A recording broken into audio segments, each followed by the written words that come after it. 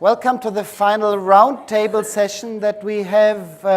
So the idea of these sessions is to bring together leading researchers on a certain topic and excellent teachers who are experts in that topic as well, and for them to engage in a fruitful discussions, for the researchers to give us an overview about the research on that field, and for the teachers to tell us how they deal with these particular issues in their everyday life. So it's really an eye-level conversation. It's a collaboration between the Jacobs Foundation, who brought in the researchers, and the Vaki Foundation, who brought in the teaching ambassadors from their program. And we have an excellent panel here. I've just been told that we need to be out of the room or even out of the building, I'm not sure, by 3 p.m. because apparently there's some security issue. Probably the ruler of Dubai is coming, so at least that was the case last year. So we're going to speed up a bit, but we do have enough time, and we'll also have enough time for questions. This is supposed to be interactive. So the way we have organized this, and you see this wonderful panel here, they didn't leave a space for me, though. I'm not sure where I'm supposed to stand. So Paige Harden is going to start us off with 5 minutes on the state of research on adolescence. Adolescence and risk-taking, and what is so special about the period of adolescence in human development and learning. And then Riba and Kavita, who are two teacher ambassadors from the Vaki Foundation, will tell us how they deal with adolescence in their profession, what they do, what strategies they use to motivate adolescents, to keep them engaged and to work with them, and how they make use of this special period of human development. And we have two more researchers here who will then also comment on the strategies that Riba and Kavita are using. Candace Odgers, whom you heard before, who is an expert on smartphones and media and human development, and Jared, who was talking to us earlier, who is an expert on sleep. And we all know how important sleep, in particular in adolescent, is, or the lack thereof, I would say. So we don't want to lose much time. I'll ask Paige to start us off, and please do ask questions. There is a lot of room for interaction, and we need you to make this session a success. So, Paige, please go ahead. All right. Hi. Thanks for coming. Is this working? Yes. All right. So adolescence is a critical period for human capital development. I think often when people think of critical periods, we talk about the first 3 years of life. But I think adolescence is arguably just as important for an adult's ultimate economic and physical and psychological well-being. So there's 1.8 billion people between the ages of 10 and 24, and 90% of those people live in low or middle income countries. And so I just want to acknowledge that most of the research that I'm going to be talking about has been conducted with adolescents in high income countries that may not reflect the experiences of most adolescents who are living today.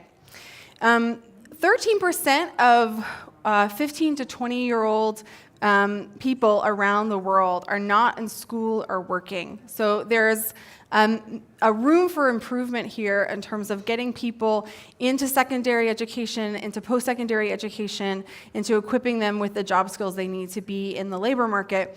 One contributor to that is obviously teenage fertility. So adolescent childbearing and early marriage is one of the major obstacles for girls for being in school or being in the labor force.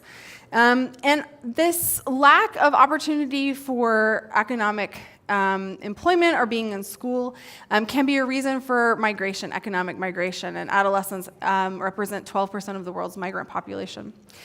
Within even high-resource countries, adolescence can be a time of challenge and importance for lifelong health. So 50% of adult smokers started in adolescence, 50% of all lifetime psychiatric cases onset in adolescence, and adolescents are also the people most likely to be arrested for a crime. So when we're thinking about how do we prepare our population for lifelong health, lifelong well-being, adolescence is a really critical period. There we go. So in the US, we're most likely to represent adolescents with a deficit model. So thinking of them as basically many adults with broken brains, who are broken in terms of lack of impulse control or lack of reasoning. And I think that this model is really not a very good model of what is going on with adolescent development or the adolescent brain. At the same time, in many parts of the world, adolescence as a unique developmental period with its own needs is also not recognized. And we can see this most obviously in child labor, in which people don't have a protected period of time to still be engaging in schooling, to still continue the development of their skills before taking on adult roles. One time I was having lunch with a colleague who is an integrative biologist who studies fish. And he asked me what I did, and I said, well, I study adolescence and I study adolescent risk-taking. And he said, oh. And then he said, well, all species have a period of dispersal after reproductive maturity. And I was like, what are you talking about? And he was like, well, you know, even fish, when they become reproductively mature, go through a period of time where they leave their home territory, move away from where they had been spent their juvenile period. And I found that such a radical idea that someone who studies fish immediately connected to the idea of adolescence as a period of exploration and adolescence as a period of risk-taking. And I think this idea that adolescence is an evolved, adaptive period for exploration, for learning how social skills work, for establishing some independence from your caregivers is a really kind of revolutionary idea. So a lot of times people talk about adolescence, as I said, in terms of this deficit model, that they either don't understand the consequences of their actions, or they don't care about the consequences of their actions, or that they just can't help themselves. And so when we think about many programs for adolescents, it's about teaching them the consequences of their actions. I think this is really a misrepresentation of what's happening in adolescence. It's not that they have deficient impulse control. It's that they have an elevated drive for novelty and intensity. They have an elevated drive for sensation seeking. One of my favorite studies asked adolescents to report regularly on how they were feeling. Are you feeling happy, sad, anxious, angry, and what they were doing about it. And adolescents were the only age group that actually reported wanting to experience more negative emotions when they were feeling sad. They were doing these contrahedonic, I want to make myself sadder or angrier or more anxious in the moment things. And the researchers explain this as a desire for intensity's sake. They want to have experiences that feel intense. Because of this drive for sensation seeking and this drive for intensity, adolescents can be really easy to bore. So in the US, most ninth graders say that they're bored in school most or all of the time. And they can also be hard to convince, particularly when you're trying to convince them of things that they already know. I already know the potential bad consequences of my actions. So my colleague at the University of Texas, David Yeager, has argued that adolescents are they respond most to interventions when those interventions speak to adolescents' needs for social status, for respect, and for meaning and purpose in their lives. And then finally, I just want to say that even in high-resource countries and high-income countries, there are many, many students who have untapped potential for going further in education, for getting advanced skills in our economy. And we can see this, that affluent students graduate from college 5 times higher rate than poor students. And one controversial solution that people have proposed is actually not less testing, but more testing, as a way of identifying people who have lots of academic skills, but might not otherwise choose to pursue post-secondary education.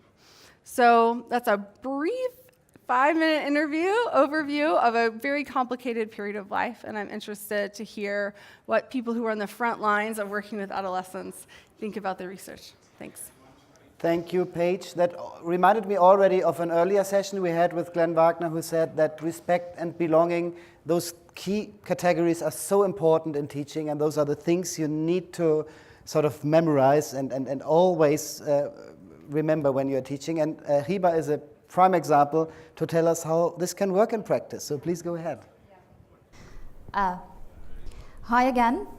And I'm saying again because it's my second year being here among you, but talking about different subject. And what's really interesting about this subject is that it touches the core of our profession. Well, actually, let me start by briefing myself. It's Hiba Ballout, and you'll get to know what I do through my slides from St. George Schools, Lebanon. Before we get into details talking about this subject, let me share with you a brief story. And I said brief because usually in our age, we are bored from stories. I'll try my best not to make you feel bored because my story is a story of profession. The story started in the life of this kid. That kid had a dream of becoming a teacher. And actually, the dream started because that kid used to like her teacher in the nursery. She used to come back home and play the role of a teacher, but the kid who's standing now in front of you made sure that this dream should become true. I made sure that my dream comes true through being determined and through being persistent, and here we go. I started my career as a science teacher for Cycle 2. And actually at that time, what I thought about is that kids at this age like so much to have joy and fun in class in order to understand the main concepts in science. So what I applied were games, sketches, and even going outside the school, or even writing songs in order for them to understand main concepts that I wanted them to get. However, a couple of years later, and I was only 22 years old, the general manager has offered me the position of being a high school biology teacher. Oh my God. The question that came to my mind, how am I going to deal with explosives? At that time, many questions popped later on. What creativity, or what does creativity have to do with it? Of course, I should be creative. It's very important to be a creative teacher, as I used to be in Cycle 2. But it's not enough. I had to trigger the creativity of my students. I had to challenge them to bring the most important and creative thing out of them. And please listen to this. لانه مس هبه يعني بتفوت على الصف بتعطي من كل قلبها، فحبيت انا ارد لها الجميل انه فرجيها انه من وراكي نحن عن جد بنقدر نعمل اشياء ونسير باماكن كثير عاليه. كل حدا بيوصل لجريد 10 بيعرف مع مس هبه انا مش بس بهالمدرسه بهالصف، انا ظاهر لبرا، ظاهر اتعرف على العالم. Going outside, being introduced to the world, and this was my second challenge. Okay, I was creative. My students were creative in the biology class. However, we had to step out of the box. And the box here was the classroom. Hand by hand, my students and I were able to jump out of the classroom. I wasn't only their biology teacher. I started taking programs in order to teach them life skills. And here I started building relationship with them. So what does love have to do in this? Actually, I was able to teach them life skills, leadership skills, how to communicate with people. What do we mean by coexistence, and how to become active citizens? How to become even global citizens, because we started also attending international conferences and get to know the other, no matter who's the other from different background. Today, ladies and gentlemen, I'm not only a biology teacher. I'm not only an advisor for leadership programs. Today, I'm dealing with more than 250 students. Well, actually, there are 310 students that are teenagers in the secondary cycle as their head. I'm head of secondary cycle. And what does responsibility have to do in this? Well, teenagers like to be involved, you know, and they like to be in charge. So now I'm not the only one who's in charge of the cycle, but my students are together with me in their committees. We have several committees that are, my students are responsible of. These committees are the seniors committee, and they are active in doing their activities. We have the leadership committee, because I'm not only the advisor now, I have advisors the same as me, as students. And we have also the head delegates committee, and they deal with the problems between the class and their teachers. Well, to brief it up and summarize all the things that I said, I had many factors that helped me succeed in my profession. However, the main important factors were a passionate teacher using love, creativity, and responsibility. Thank you so much.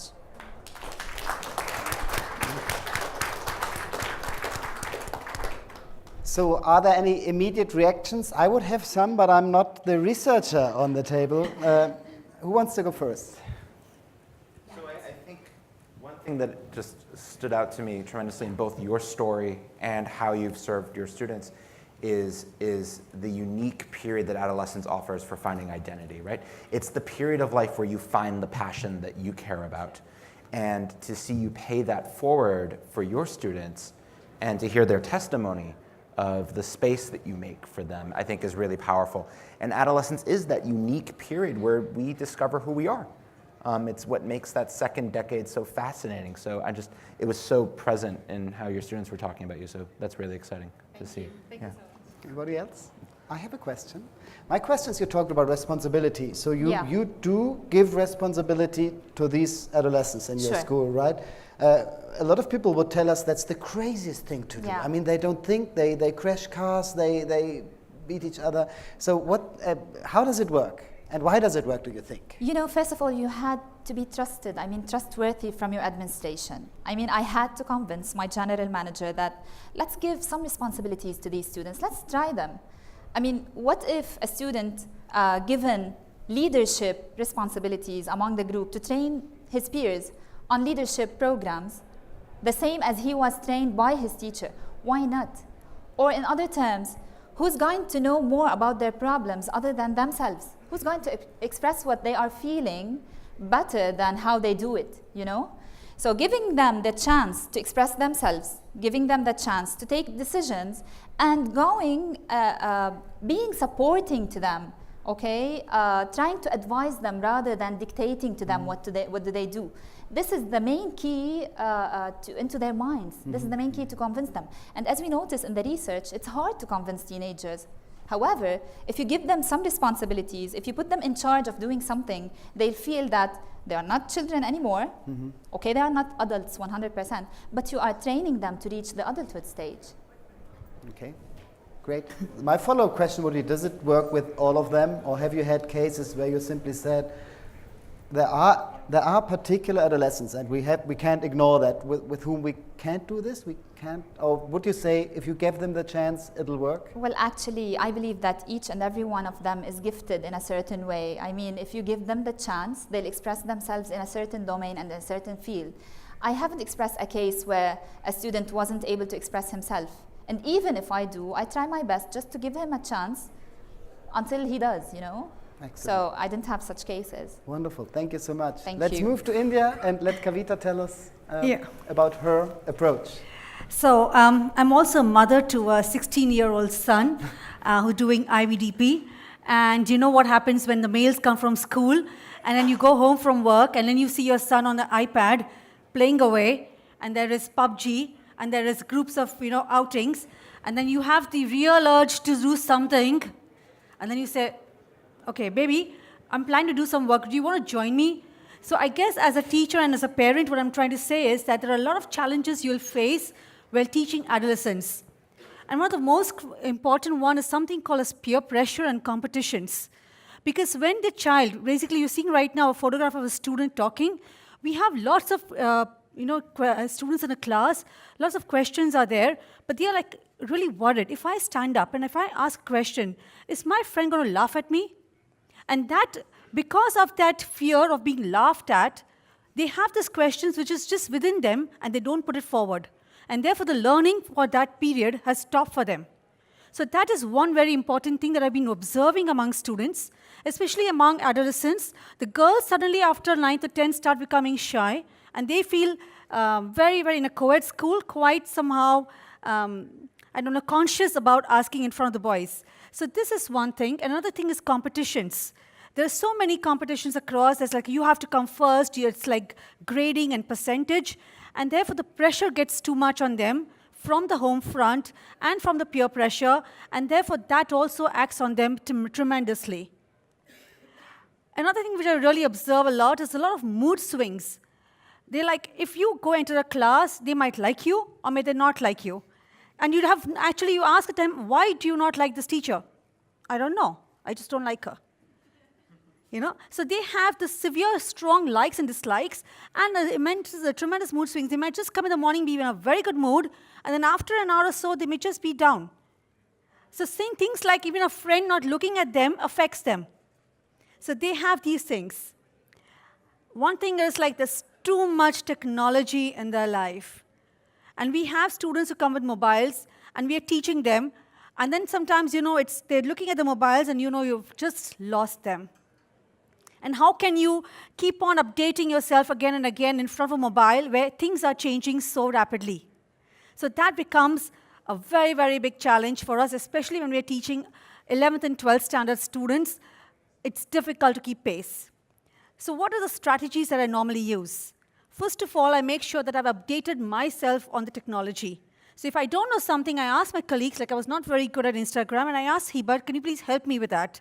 How to make the photographs better. So I know I can go and follow my own students. Okay? Then obviously, a very important thing is, you cannot tell them what to do, what not to do.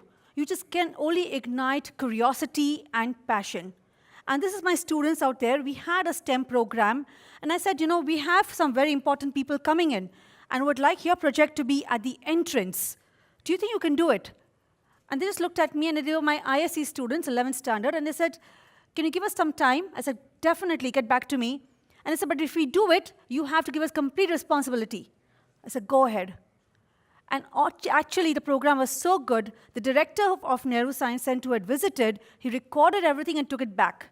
So you have to make sure that you've instilled curiosity and passion in them.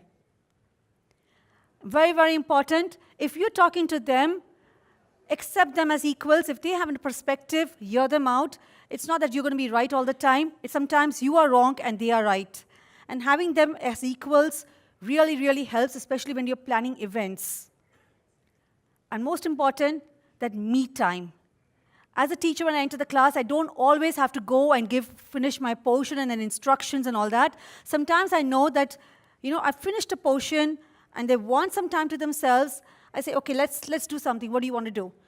And if they want to go down and play, I let them. If some of the girls want to sit by the side and just gossip, I let them. So it's okay. So sometimes giving these small things really, really helps to get your students by your side, and miracles do happen. And finally, it's just a quote which I say that you need to love them, respect them, behold them, understand them, but never ever attempt to control them or compare them, for then you will lose them. Thank you.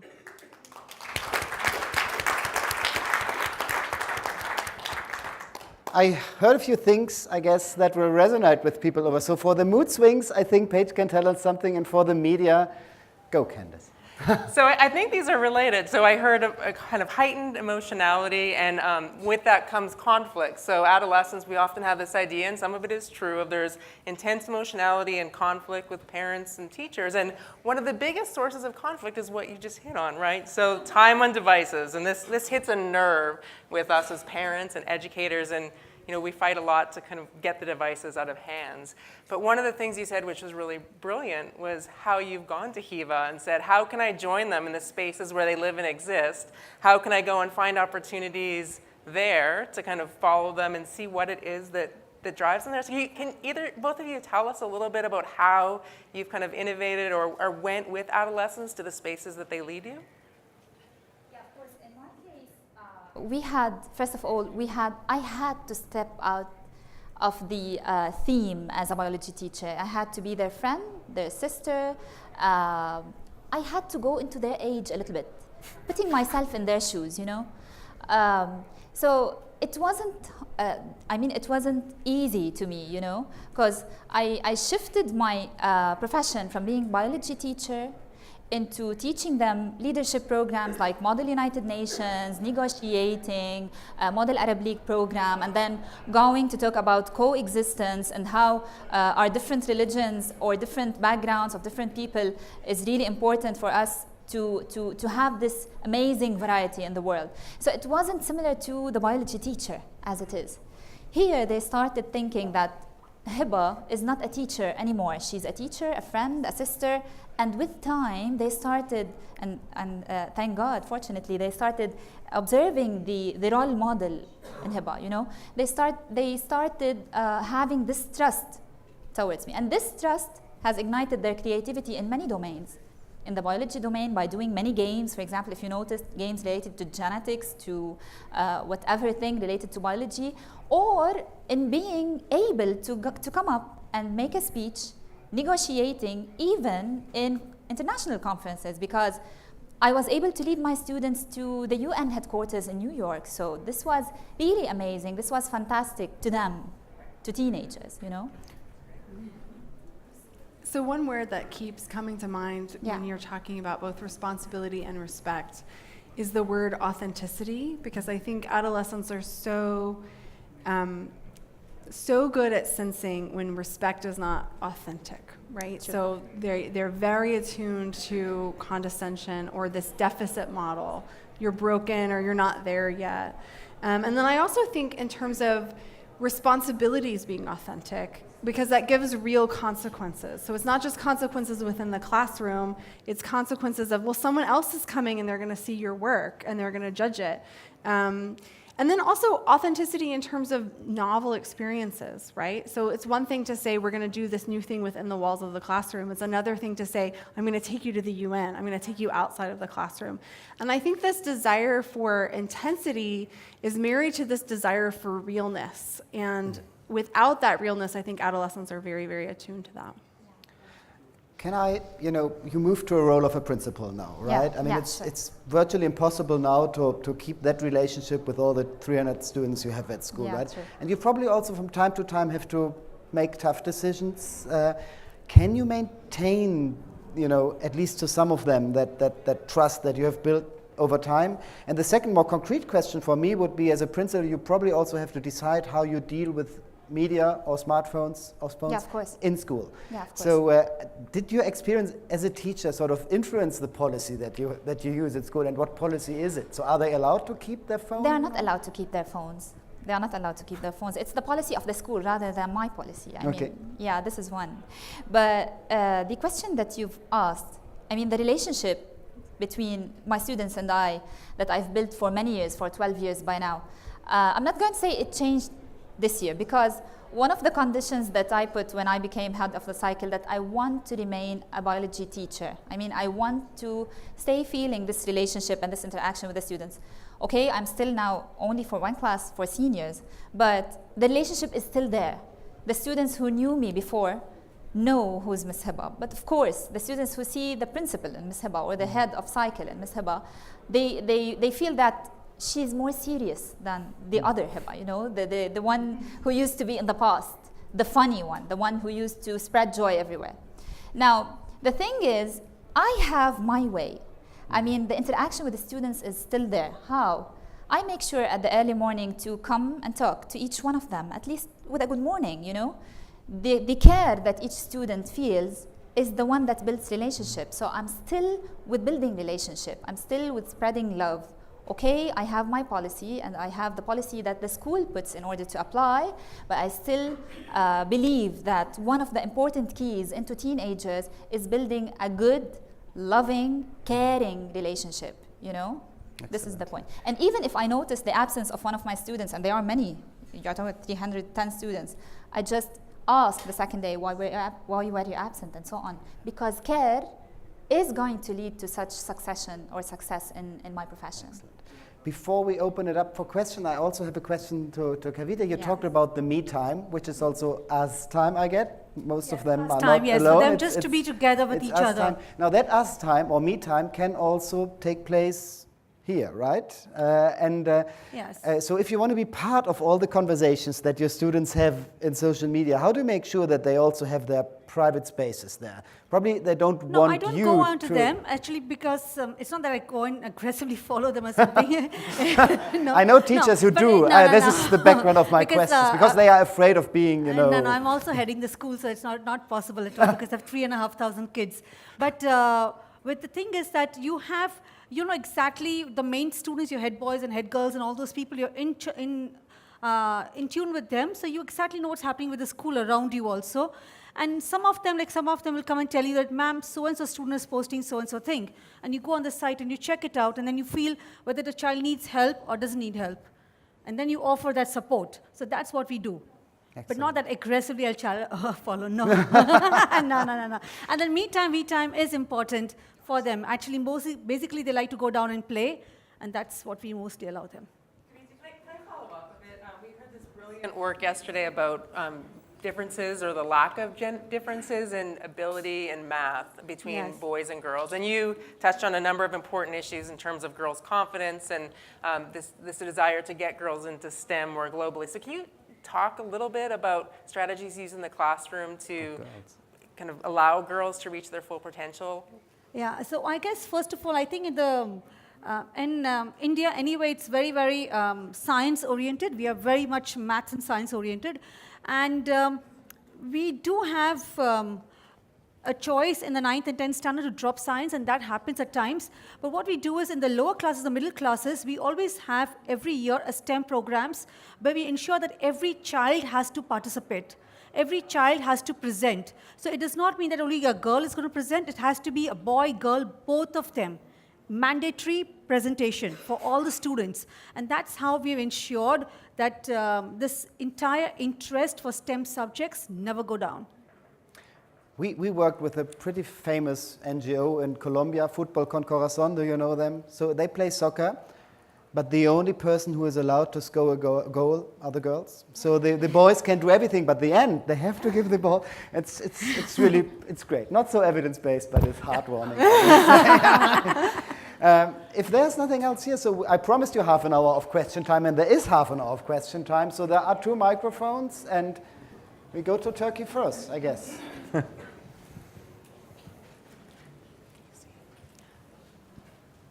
Well, thank you. My name is Batu, and I work in Turkey in a non-governmental think and do tank.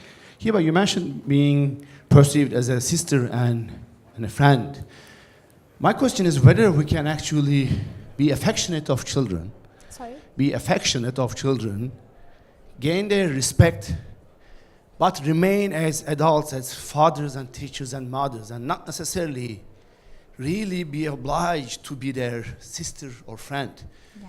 Now, in your case, obviously, it's not the situation, but in a lot of other cases, I can think of a lot of abuse potential between friends and brothers and sisters. Yeah. If that boundary is crossed, it might get difficult for the children to know which boundary to protect against an adult who actually acts or thinks that child is a friend. So this is very relevant for not just teachers, for parents, I believe. I don't know. And the reason I'm asking both teachers and to Kavita, I'd like to also hear your point. And if science says anything about that, please feel to contribute. But Yeah, thank you. Thank you. Well, actually, I wasn't obliged to be their sister or friends. And usually we set our own boundaries together with the students or anyone else. I mean, I had my own limits with my students, but at the same time, we had this caring relationship between each other. We had this intimacy by, let's say, if I'm going to talk about something giving an example, let's say they have a conference today. I go into details what to wear, what not to wear, what suit now is going to unbutton the suit and how it's going to sit and so on. This gives this intimacy between the teacher and the student. This is my point. But of course, there will be limits, and the limits, you set your own limits, no one else. And I'm sure if you were able to touch their hearts and to affect their minds, I'm sure that they will respect the limits that you are going to draw between each others, you know? So actually, this is my answer from my point of view and from my experience. I guess the same thing is there. We set our limits, and they know that there's a boundary that they cannot cross over. You can come only up to here, and beyond that, no, you can't just say, hi, Kavi, and start talking to me like that. No, you know I'm a teacher. But yes, you have problems. I'm there always. The doors are always open. So there is a limit, and there is and they know exactly what the relationship is all about. I guess when we enter the class, the first day itself, the tone gets set. I think the other thing, and this speaks to something that you said earlier about making the space for them, but not Yes. controlling them. And there's something beautiful in that relationship, because adolescents are often striving to wear on different hats, try different things, experiment with different versions of themselves. And sometimes they need just that caring, safe space that Yes. teachers and mentors can provide that's separate from their family. And so I think there is some affection in that. There's a pride from the teacher to the student in that, but it's still a separate relationship. It's still just, it's a different type of mentorship, a different type of association. But adolescents can thrive in that environment. And Exactly. I think there's real power in that. And the most important thing is at that stage not to judge them. Yeah. What happens is many times I've seen some teachers just give very, very strong remarks to them, and that really puts their self-esteem so low. So that judging should be just taken away from them. There we go. Question back there. Hello, thank you. It's a fascinating panel. My name's Ruben. I work for Teach First, and we train about 2,000 teachers and leaders per year in the UK. I have a straightforward question, which I'm sure has a complex answer. How... 5 answers. Yes, no pressure. How do we convince our adolescents to get to bed on time? Oh my God, come on. And I mean that in a genuine sense, because our teachers, they know that their kids are turning up, they are spending too long on their smartphones late at night, the blue screens, all those things. So it all connects to the rest of the panel as well. Yeah. It is a complex question. I think everyone needs to be a partner in that goal. So teachers need to be helpful in class, in health curricula, to emphasize you're gonna perform better when you're well slept. You're gonna be healthier. There's even data, I mean, I don't advocate for this, but there's even data that people find you more attractive if you're well rested. Which if you can't convince the teenager through facts, perhaps you can appeal to their vanity. But I think teachers need to play that role. And then we can go into the family structure. One of the things that I advocate is that if your child is very much on the phone, and it's not, again, I care a little bit less about the light, it's just that if you're texting, you're not sleeping. So one of the things that we sometimes work with families on is that the whole family is going to put our devices away in the evening. And after dinner, the phones go in a drawer. And, parents, we can always get them afterwards. But it sets up, well, and to the adults in the room, putting your devices aside and not going to bed texting is also a good thing. But for the adolescents in particular, it's helpful. So I think building those just the culture of the family, that sleep is important. It's not something that we think of last. It's part of health. And I think adolescents are not baked in with an antipathy towards sleep. They accrue that by watching parents stay up late, friends staying up late, teachers who just continue to assign homework without talking to each other about the amount of homework on any given night. So each sort of stakeholder can play a role here in really strengthening that relationship. Yeah. What I did with my adolescents is I called it a skin specialist, and then he spoke about how if you want to look very, very beautiful, you need to have how many glasses of water and all these things. And after that, the students really took it up very, very seriously. They didn't listen to the teachers and parents, but the skin specialist they heard. Yeah, and again, I don't want to. It's not about the vanity, but it is just it's a light piece of evidence that sometimes people respond to. But it's also the last part of your question, by the way, is keeping in mind what is the right time. Because a lot of parents think, well, I need to get my child to go to bed early. But if you were here earlier, and if you weren't, I'm happy. The adolescent brain is shifting in time throughout the second decade. It can't go to bed at the hour that parents can go to bed. And so this creates this disconnect where parents are settling in for the night, grandparents are settling in, younger siblings are settling in, the adolescent is wide awake. And that also means that they're wide awake alone. And so they sort of set their own bedtime, which is the change that happens in teenagers, which is that they start to set their own bedtime. I have a solution. You can send them a text message because that's when they do all of their texting. I think that's fantastic. So, I mean, this is part of the issue is that when you track kids' text messages and the patterns of that, a lot of the activation happens kind of later in the evening. But one of the cautionary notes I think we can learn from a lot of intervention research is just telling kids what the right answer is, that it's better for them. We've seen this with alcohol, we've seen lots of things, is not going to provide us with the right kind of leverage. So that's why, Jared, your stuff is so beautiful, thinking about this as a kind of a contextual issue where we're going to have policy, family change in the the rest of it. So I the like complex sending part them of a it. reminder to go to bed, and I think your phone can even do that now. I want to follow up on that point about just telling them what is going to be most adaptive in terms of health consequences. That historically has failed for nearly every adolescent intervention that we can think of. What works is connecting it to the goals that are not necessarily important to adults, but that are important to adolescents themselves. So we talk about it makes you more attractive as if that's a funny thing or as if that's a vanity thing, because that's not as important to us, potentially, although I would argue that maybe adults care about that too.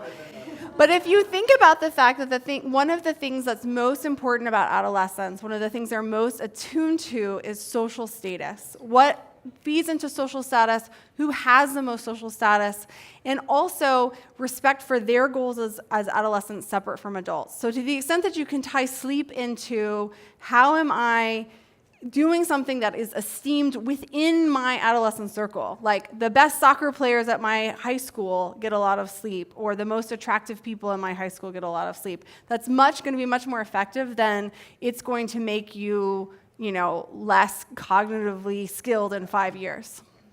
Just a stupid question, what is the school start time in your school in the morning? 7:30? That's early. 6:45. 6:40. Let's go back to Lebanon. Yeah. What I will say is that under that school start time schema, it is going to be very hard to get the child to have adequate sleep. Yeah. And so the best that we can do is change on the margin. The sleep field has spent, I think, too much time trying to fix the problem writ large. We're going to magically make everyone sleep 9 hours. I would rather have a student getting 7.5 hours every single night, including weekends, than doing the 5, 5, 5, 5, 5, 11, 11, 5, 5, 5, 5. And so, again, it's change at the margin. Even a little bit of change can make a difference. Is a question? Please stand up. Hi. So I taught adolescents for actually almost 17 years, so for a long time in the classroom. And one of the things I noticed, I was teaching in Singapore at a large international school for the last 8 years. And one of the things I noticed was this rise in depression and anxiety among students. And you talked a little bit about, I think 50% of depression cases or mental illness cases can start in adolescence. And I'm wondering, one of the things I noticed, but this was very anecdotal, so I don't know if there's research on it, a lot of my teenage boys who were very depressed, a couple of them even dropped out, very bright kids, but often were spending a lot of time on video games. So I wonder if there's a correlation there. But I wonder if, I've been reading so much about anxiety epidemics and depression actually rising amongst teenagers. So I'm wondering about the research on that. Is that true? Is that actually happening, or is it just that we are documenting it and talking about it more? And also, what is the teacher's role then? Because I found my role kind of changing over the years as more and more kids were talking about depression, or cutting themselves, or talking about asking questions about dying and death a lot. So what is the role of a teacher, and also what does the research say on is there actually an increase? Want to go with the research first? Right. So the connection has been made between time on devices, and we've seen this increase over time with kids, and especially among girls, the heaviest users of social media, and rises in depression, hospital visits, and suicide. Crucially important things. And these two lines have been traveling together for the last 8 years, and a number of people have connected those as causal. There's really no evidence to suggest that that's the case, actually, although there is a lot of fear around the idea that smartphones are pushing kids that way. One of the biggest findings that comes out of it is that it might actually go the other direction, right? The kids who are feeling depressed might spend more time online, or we could use those as tools to maybe reach or identify kids. In terms of what those factors are that are pushing those, there's a lot of kind of candidates. There's increasing pressure for academic performance in a lot of settings. There are increasing struggles among young women with the Me Too movement and expectations around that. In the United States, we have an opioid crisis, and we've come through a great recession. And so there's a lot of contributors to that rise. Smartphones have been pointed at as something to blame, but there's not a lot of compelling evidence right now that that's the case. One thing I'll add is that you asked about the teacher's role in the information. When we work, I work in a child psychiatry hospital doing research, and every child that comes into our studies, we get the teacher's perspective. because the teacher, you all see them in such a different light than even their parents see them. Yeah. And so your perspective for those 7, 8, 9 hours a day that you are with that child can sometimes be invaluable at understanding the mental health of the child. I think the recent concern is cyberbullying. That's a very, very big concern because students just, I had students just come and take photographs of a child just in the washroom and then put it on social media, and the child went into depression and was refusing to come to school, and then to take the pictures away from social media is very, very difficult. So all these things impact the students, and that is another thing that we are actually facing among adolescents right now. They don't know how to take a photograph and when to click it and what to put on social media sometimes. I add one thing about the role of teachers on that, which is that I think depression can look different in adolescents than it can in adults. And a lot of times when you hear depression, we think sadness, but it can also present as lack of interest or lack of pleasure in things. And it's easy to trivialize that in adolescents as they don't care. They're just apathetic. And so I think being attuned to the fact that what looks like apathy to adults might be a sign of depression for the teenager, I think that is an important thing to be attuned to. Yeah, I'd add one more thing. Being an active listener to the students, I mean, even if they were talking about an issue that you don't know about, me, myself, I just take the information, what the student is having, what situation he's having. If I know, I'll be able to advise him. If not, I'll take this to the counselor. And in this case, he might help much better than me. So all the time, I guess, or most of the time, we have solutions for this. But of course, as Kavita said, we have certain issues that are now being epidemic, if I want to talk about them like this, like the bullying among them. This is really important, and we are trying our best through awareness, through many activities that we engage them into in order to stop such issues, So my follow-up question to Candice then would be, is there an actual increase in bullying, or does cyberbullying simply replace the traditional, I don't want to say good old bullying that everybody, says, sometimes in school it's okay, right? This old words about it. Yeah, so of the work that's been done, what it turns out is that a lot of the kids who are bullied online are also bullied offline. And so it gives us, in some ways, a way, we see that happening, and you can identify kids who might be at risk and help to protect them. I think that there are definitely things that social media now is doing, these pictures, the permanence of it. It's a new tool, it's a new anonymity, so it's maybe amplifying the effects of bullying that's there. I think there's some good news. There's some randomized trials that have been done with traditional bullying programs. And what those find is that they also have an impact on cyberbullying. So we might not have to start from scratch in schools and thinking about how to address bullying in terms of the core issues of belonging, respecting other people. So it might just be a new form, but we can combat it with some of our older tools.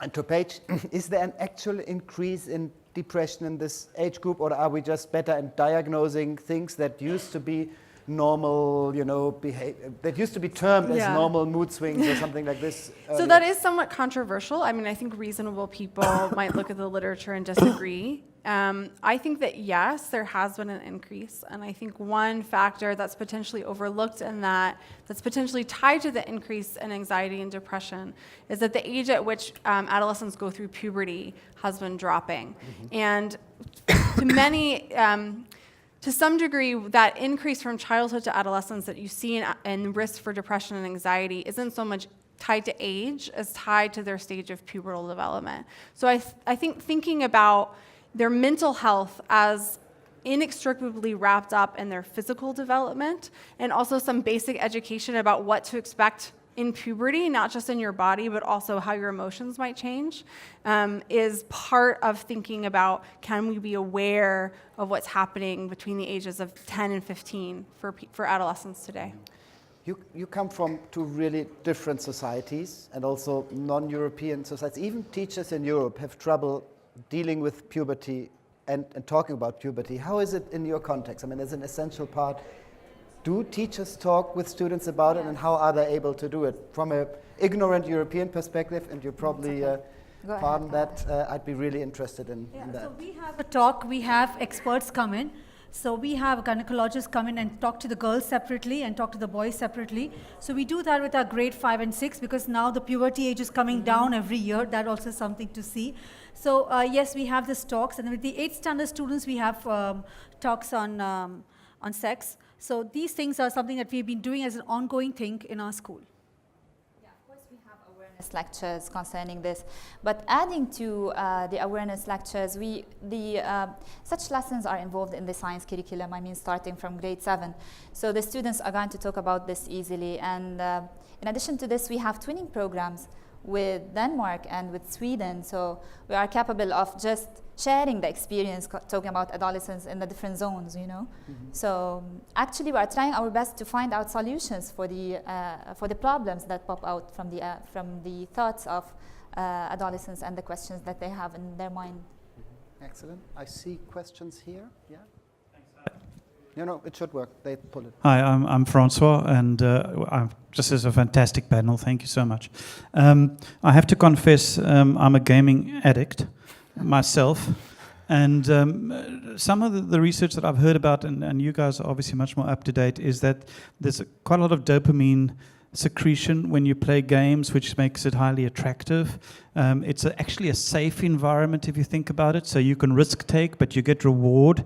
So it's safe and it's challenging, which we are told are two of the most important things to have in the classroom. So how do we take the knowledge that we're picking up from the gaming industry and put it in the classroom? So I have two, I don't think I can give, so I have two thoughts in response to that. So the first is that I think a lot of times we think of gaming and social life as separate, but many of the games that adolescents play are also very social. So if you think about something like Fortnite, where you're dropped into a game and some of the people you're playing with you might actually know. And so I think that connection between their online world and their offline world extends even to the gaming. I also think if we think of adolescence as a period of time in which they are seeking out risks, they're seeking out intensity, that gives us a new perspective on gaming because, as you say, they're not engaging in risks in the real world, but they're having an intense experience. And I think that's an underdeveloped area of research about to what extent can you respond to an adolescent's need for intensity and for risk-taking in a virtual space that is somewhat protected from consequences of that. I don't think we have enough research to address that question right now, but I think it's a really interesting possibility. I think one of the reasons that we're seeing such a high level of attraction to devices, right, and to gaming is not that it's not the device and it's not the game, it's what it affords. So the device connects you to your friends and people you care about and new information. The game allows you to do these exact things. And so the kind of switch in focus to thinking, what are the things that our kids need and what are they seeking? And this might be one platform, they're doing it now. 10 years from now, it might be something completely different. But how can we leverage that? I guess even the discussions, like for my example, my son will tell me, Mom, this is what they're doing, and I also need to be on this game. So PUBG is something that he downloaded because his friends are there. Or some serials on Netflix because his friends are there. So I think that pressure comes in because of his friends. I just wanted to add something else. I mean, I didn't know if you noticed from the video that I presented, there were several games the students were playing with, and they invented these games. I mean, the games were there, but they just customized these games into the concepts in biology, like the ladder and snake into translation and transcription in genetics and so on. Endocrinopoly, if you've ever heard about this, my students and I were able to just transform the endocrine system into a game that they used to play. And now many students are doing the same thing in different ages. I mean, doing their own games in the science domain, which is something really interesting. There was a question there. Hi, just with regard to the mental health crisis, I think 20 years in education as a principal in schools around the world, I don't have the research background, but I see a massive crisis that is getting worse and worse and worse. And I'm relieved to hear Candice talk about how it's not the fault of technology and not the fault of those darn smartphones, you know. But I wonder what we could be doing differently. You know, in my own school, we've increased our counselling provision to 1 to 250 kids. We're trying to get them to use apps like like Calm Harm, and we're trying to do kind of tinkering in that respect, but we still see things getting worse and worse and worse. Suicidality, self-harm, depression, anxiety. And in this conference as a whole, there's no session, a world in which kids are happy and safe again. I'm wondering, it's a massive question, not a simple one, and not one you can answer, but what are some of the things that we could be doing in terms of a paradigm shift in terms of schooling that actually puts adolescent well-being at the center? First of all, we'll note this for next year for sure. But no, so I think from a mental health perspective, and it's commendable for the shifts that you are doing, because there are many schools that don't have that, and the teachers in the classroom are really teaching, counseling, social working, and mental health screening simultaneously.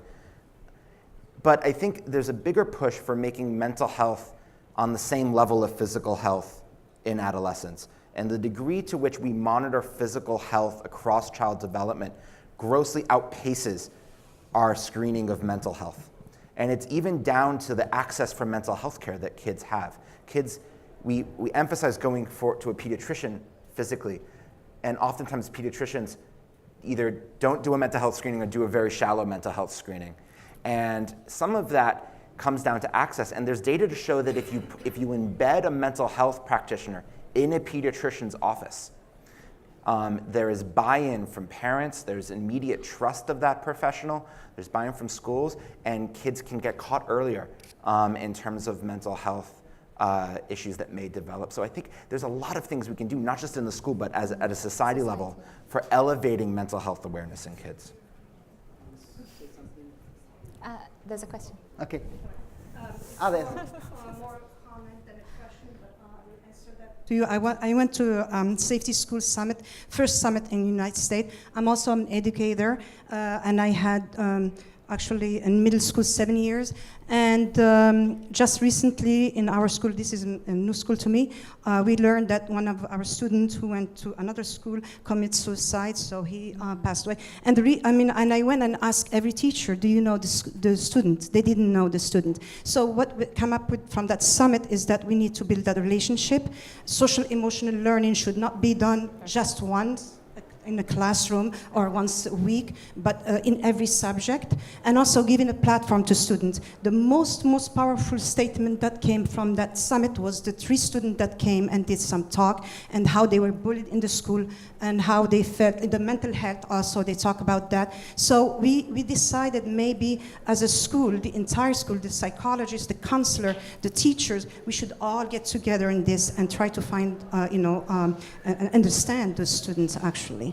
Because we don't understand them. They leave our schools, we don't even know who they are, That's an almost perfect final statement, but I do want to give you the chance to finish off this session. And since the teachers are not only in the center of today's session, but of this whole event, you want to say a few final words to us? You believe in the future of adolescence. If you see your students today, you think we have a good future with them? I never lose hope, So adolescents are the ones who are going to build better future, not only for themselves, but also for their kids, their grandchildren, and so on.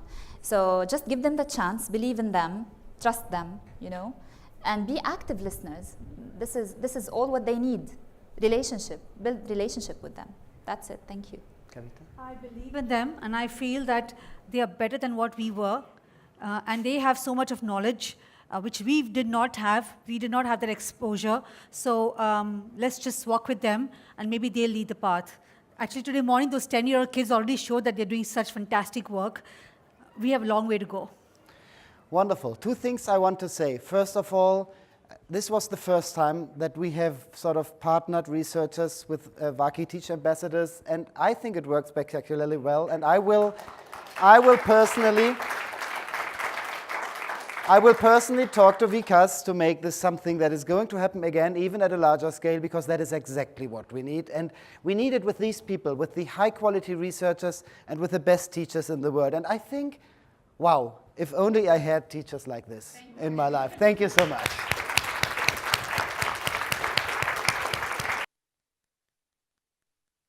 So we're moving to the final session here. We are not forced to move out. I just learned that we can stay. So from 3 to 3:30, you're going to learn something if you want to stay, and I hope you can stay because it's worth it, about early language development. So how do children really learn to read, to speak? How do they do that? And how can we support this using the evidence from brain science? It's surely worth another 30 minutes in the cold here, but you can grab a warm coffee or tea before coming back. Thank you so much to the panel.